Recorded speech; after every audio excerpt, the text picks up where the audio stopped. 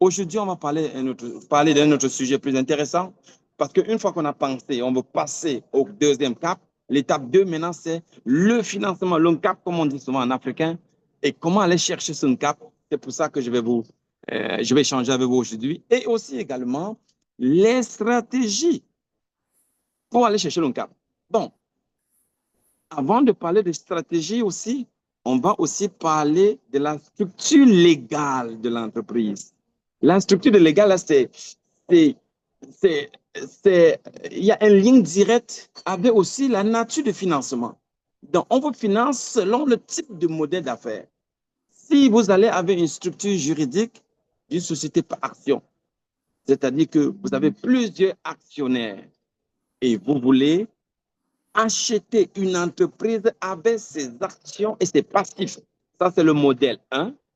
Ou si vous voulez acheter juste les passifs, les actifs de l'entreprise, ça, c'est le modèle 2. C'est quoi la différence entre les deux modèles? Dans le modèle 1, où nous achetons et les actifs et les passifs de l'entreprise, alors, dans ce cas-là, c'est important de savoir que vous achetez toutes les dettes de l'entreprise. C'est un risque. Ça a son avantage et son inconvénient. Ça veut dire que dans ce modèle-là, les employés que vous avez trouvés dans l'entreprise, vous les portez sur vous. Les anciennetés que ces entreprises-là ont, vous les portez sur vous. Les 4+ et autres que ces entreprises devraient réclamer plus tard, vous les portez sur vous. Ça, c'est le premier élément à savoir quand on va dans ce modèle. Mais son inconvénient, c'est effectivement, si l'entreprise que vous achetez avait des brebis galeuses, vous êtes pris avec. Vous ne pouvez pas mettre dehors comme vous voulez. Deuxième chose, dans ce modèle-là, si la personne avait des dettes cachées qui ne vous est pas dévoilées, vous êtes aussi pris avec. Et c'est pour ça que pour ce genre d'achat, les ententes-là ne doivent pas se faire au quartier. Ça doit se faire avec un conseil juridique, devant un avocat. Et vous devez avoir un avocat ou un coach en développement pour vous faire comprendre les grands points qui devront apparaître dans ce contrat d'achat. Sinon, vous allez être pris. Chacun joue au bandit, joue au petit mot, ce qu'on appelle les vices cachés. Mais faites très attention. N'allez pas à l'aveugle, ne soyez pas obsédé par l'affaire que vous voulez acheter. Sinon, vous pourrez être pris à la gorge par des pièges cachés. C'est important. Donc, ce modèle-là, son avantage, c'est que du côté de la banque, si ce modèle-là vous a présenté un état financier très beau, la banque va vous financer très vite. Ça, c'est son premier et unique avantage. Mais son inconvénient, c'est que vous pouvez acheter la merde. Le prix peut être bon, mais la merde suit après. Et c'est important de savoir. Deuxième chose que je vais parler ici, donc, vous devez comprendre, vous devez absolument faire appel soit à un coach en développement d'affaires, soit un comptable pour vous expliquer l'état financier des 3 dernières années de l'entreprise que vous voulez acheter. Parce que vous allez voir à l'aveugle. Vous allez voir à la fin, on va vous dire l'état des résultats, les bénéfices nets avant impôt, les bénéfices après impôt. Vous allez lire ça, mais vous n'allez pas comprendre d'autres choses, d'autres lignes dans les états financiers. Ça, c'est tout un cours de finance au MBA. C'est important de savoir, de comprendre, ne pas aller à l'aveugle. Allez, maintenant qu'on a compris les avantages et les inconvénients du modèle d'acquisition d'une affaire où on achète les actions et les passifs, on va regarder l'autre côté où on achète juste les actifs. Et je parle des actifs comme ça, peut-être les gens se parlent. Quand on dit les actifs, ça veut dire que si je viens acheter un restaurant, ça veut dire j'achète avec tous les équipements, j'achète avec d'abord équipement de l'autre côté, les outils, les plats, les ustensiles, tout ça, c'est inclus dans ce que j'appelle les actifs, y compris les systèmes de caméra, tout ça, ce sont les actifs. C'est ça qu'on appelle acheter une entreprise. Et dans ce cas-là, je suis obligé de changer de nom d'entreprise. Je vais aller légaliser un Québec Inc. Et c'est ce Québec qui part à zéro. Maintenant, si je veux prendre les entreprises, les employés qui étaient déjà là, parmi eux, tous vont signer un nouveau contrat avec moi. Et leur jour de travail commence à zéro. Ça devient le jour 1. Maintenant, eux, ils vont faire une cessation d'emploi avec le vendeur et le vendeur va leur remettre les 4%. Important de savoir ça. Le vendeur leur remet les 4% et vous partez à zéro. Vous n'êtes pas obligé de les garder. Mais avec le modèle 1, vous êtes obligé de les garder tous parce que vous avez acheté l'entreprise et les employés. Tout le monde avait les dettes et tout, et tout, et tout. Il y a un gros risque dedans. Vous pouvez vous faire avoir vraiment. Le modèle le plus sécuritaire est le deuxième modèle. Parce que ce deuxième modèle-ci, il vous donne l'attitude de choisir vos employés, de recruter de nouveaux employés et d'implanter de nouvelles règles, un nouveau fonctionnement pour votre restaurant, pour votre entreprise. Mais si vous allez avec le nouveau 2, les gens, vous allez faire face à ce qu'on appelle la résistance au changement. Vous allez vouloir implanter des nouvelles directives. Les employés vont vous dire non, ce n'est pas comme ça que ça fonctionnait avant. Alors, c'est de la même entreprise, donc vous êtes tenu à appliquer les mêmes règles. Ils ne vont pas vous dire, ah, mais non, c'est parce que vous êtes le nouveau gérant. Non, c'est comme ça. Alors que vous allez avec le nouveau 1, vous allez pouvoir implanter votre nouvelle vision, votre nouveau règlement intérieur, et vous allez mieux contrôler la situation. C'est ça la différence dans ces deux modèles d'acquisition. L'acquisition en achetant les actifs et l'acquisition en achetant les actifs et les passifs. Les actifs et les passifs, je comprends. C'est quoi les passifs?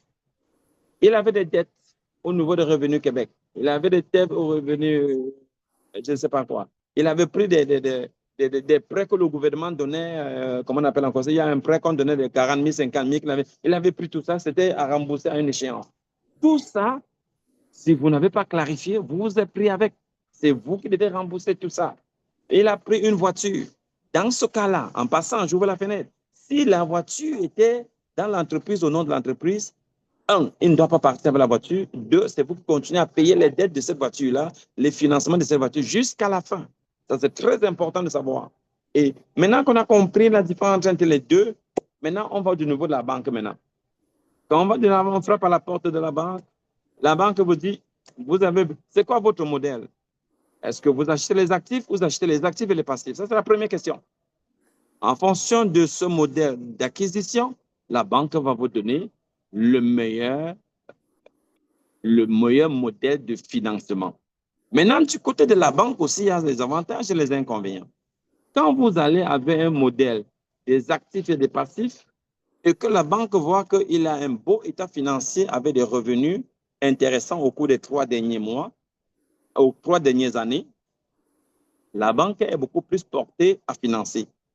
Mais s'il voit que vous partez avec une nouvelle entreprise, il va aller chercher sur vos autres actifs, sur vos autres investissements que vous avez faits pour voir s'il peut avoir de la garantie sérieuse là-bas.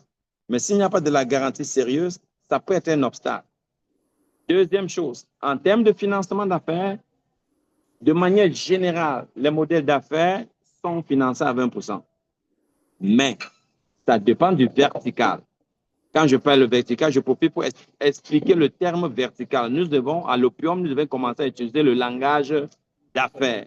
Quand vous entrez dans n'importe quelle structure, on va vous demander c'est dans quel vertical. Je vous dis, vous voulez acheter une entreprise. La prochaine question, c'est dans quel vertical. Vous ne devez pas vous perdre avec ce langage. Le vertical, c'est ce qu'on appelle dans la rue le secteur d'activité ou bien le domaine d'activité. Donc, quelqu'un qui est dans la restauration, c'est un vertical. Les structures manufacturières, c'est un vertical. Les structures pharmaceutiques, c'est un vertical. Les domaines de santé, c'est un vertical. Donc, c'est comme ça qu'on appelle. On va vous demander, c'est dans quel vertical vous voulez investir. Maintenant, la banque a déjà le niveau de risque de tous les verticaux. Donc, si vous êtes dans un domaine où le risque est plus élevé, le dépôt, ce qu'on appelle encore le dépôt, va être au-delà de 20%. Dans la restauration, par exemple, c'est 50%. Toutes les banques, là, si un restaurant coûte 1 million, vous n'avez pas 50%, malheureusement, on ne va pas financer. Parce qu'on sait que le risque est très élevé. Pourquoi ils sont arrivés là? Parce que pendant la COVID, vous le savez, l'histoire de la COVID, beaucoup de restaurants sont devenus en faillite. Et qui dit faillite, dit des pertes pour les banques. Les banques ont dû absorber beaucoup de pertes, des milliards. Et c'est pour ça qu'ils ne veulent plus rentrer dans la même erreur et ils préfèrent donc élever le taux de dépôt, la caution de dépôt jusqu'à 45 à 50%. Alors, donc, ça, c'est très important.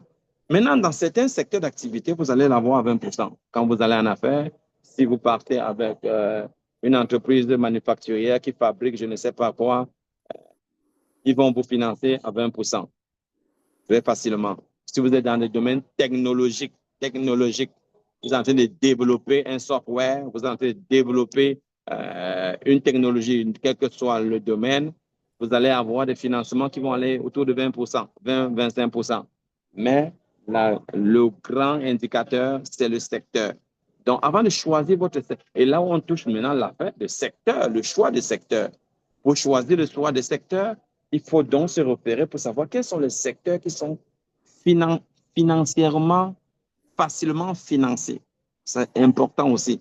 On peut aimer un secteur, mais si c'est difficilement financé, vous êtes d'accord avec moi qu'on va rencontrer le mur. Maintenant, quand on parle de financement, il y a la GDC et il y a les autres banques ordinaires. Parmi les banques, là, la GDC est la structure qui est un peu plus flexible en termes de financement et en taux de financement. C'est important de bien vouloir prendre ça en note. Et si les gens veulent aller, n'hésitez pas, dans toutes ces banques, j'ai des gestionnaires de comptes. Je peux facilement vous aider, comme on vous a dit, l'OPM, et c'est ça que je profite pour donner une des réponses à Mme Bamba, qui a demandé qu'est-ce que l'OPM peut lui apporter. L'OPM peut vous apporter des contacts, des facilitateurs pour vos développements d'affaires. Ça, c'est très important parce que souvent, les gens échouent en affaires parce qu'ils n'ont pas eu de clés, de coffre d'outils puissants pour perforer, pour démonter son secteur d'affaires. Et donc, quand vous êtes accompagné, vous avez des bons accompagnements comme ça, le risque est minimisé. Et quand le risque est minimisé, vous êtes prédisposé à réussir. Sinon, la faillite va vous guetter. Vous allez dans vos erreurs, vous êtes dans l'obscurité. Cette obscurité-là va entraîner des dégâts en sourdine. En sourdine, ça veut dire que vous ne voyez pas. À l'heure nu, vous ne voyez pas. Ah oui, le client est venu. Ah oui. À un moment donné, vous voyez que le capital est fini. Parce que vous n'avez pas compris comment ça fonctionne. Donc, c'est important. Si vous savez que c'est votre première fois d'aller en affaires, s'il vous plaît, ayez un coach en développement d'affaires. C'est important pour vous. Ça va vous éviter de faire des erreurs fatales, des erreurs qui vous coûtent très cher. Donc, aujourd'hui, je vais résumer qu'on a compris aujourd'hui qu'il y a deux modèles d'acquisition. On peut acquérir une entreprise sous forme d'actifs. On peut aussi acquérir une entreprise en achetant les actifs et les passifs. Mais il y a aussi la troisième façon d'aller en affaires, qui est ce qu'on appelle le start-up. Le start-up est pire en termes de financement. Quand vous voulez faire le financement pour le start-up, vous devez avoir des backups sérieux côté investissement, côté vos atouts, vos actifs et tout. Vous devez avoir beaucoup de sérieux. Parce que la banque va vous demander, c'est quoi votre projection sur 5 ans? Et cette projection-là, rencontrez-nous, on va vous montrer comment monter les projections sur 5 ans. Et ça va vous aider aussi à faciliter le financement. Donc, c'est trois choses. Où on part avec un start-up, où on achète une entreprise existante et on achète soit les actifs et les passifs. Ça fait trois modèles. Très important de savoir ça. Et puis maintenant, quand vous êtes au niveau de la banque, privilégiez la BDC. La BDC est beaucoup plus flexible en termes de financement que les autres banques. Gardez aussi à l'esprit que les secteurs d'activité, vous devez en avance, avant de commencer l'achat, valider quel secteur d'activité, quelles sont les facilités au niveau de la banque en termes de financement, le classement, quel est le taux qui va avec. Aussi, c'est important de retenir aujourd'hui aussi que si vous allez en affaires, il faut bien manger pendant l'affaire. Il faut bien manger avant l'affaire. Sinon, vous allez transpirer. Hein. Et en vrai, vous allez voir que quand il fait froid, il y a la neige dehors, mais il transpire parce que les affaires ne vont pas bien. Et donc, c'est important de noter ça. Dr. Love, on est ici pour tenir le langage de vérité à nos panélistes et à nos membres pour qu'ils soient connectés à la réalité et non plus du fake. Parce que de l'apparence, là, on n'est pas là ici pour ça. On est là pour vous donner l'heure juste. C'est ça, une des valeurs de l'OPM. Alors, donc, vous êtes connectés, vous avez l'info. Ici, là, c'est le Boeing de l'info en affaires. Et vous avez des gens extrêmement implantés en affaires avec l'expérience qui parle d'elle-même, pouvant vous accompagner de bout en bout et vous permettre d'arriver à bon port sans embuscade, sans accident. Et voilà, j'en ai terminé. Merci beaucoup à tout le monde. Bravo, coach. C'est 30 ans, plus de 30 années d'expérience canadienne qui vous parle là. C'est un directeur